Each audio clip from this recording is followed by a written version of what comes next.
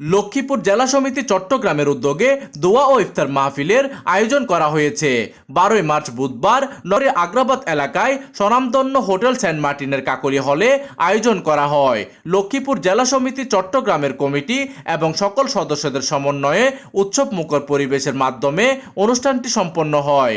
লক্ষ্মীপুর জেলা সমিতি চট্টগ্রামের ভারপ্রাপ্ত মহাসচিব মোহাম্মদ ফরিদ উদ্দিন এবং কার্যনির্বাহী সদস্য গোলাম মোর্শেদের সঞ্চালনায় অনুষ্ঠান সভাপতিত্ব করেন ভারপ্রাপ্ত সভাপতি নজরুল ইসলাম চৌধুরী।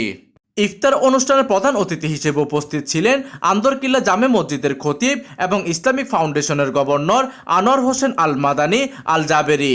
এতে বিশেষ অতিথি হিসেবে আরও উপস্থিত ছিলেন doctor Enayetullah Patwari, doctor Harunur Rashid, Jasimuddin Khan, doctor M A Gafur, জাতীয়তাবাদী দল বিএনপি কেন্দ্রীয় কমিটির সহ সাংগঠনিক সম্পাদক বিপি হারুনুর রশিদ সহ আরও অনেকে।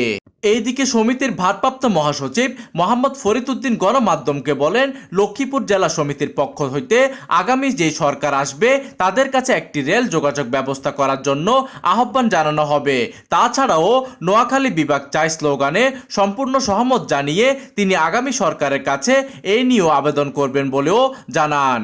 অনুষ্ঠানটিতে তারা সকলের কাছে সম্প্রীতির আহ্বান জানান, সমিতির মাধ্যমে মানবসেবামূলক কাজ করার জন্য সকলের নিকট উদারত আহ্বান জানান।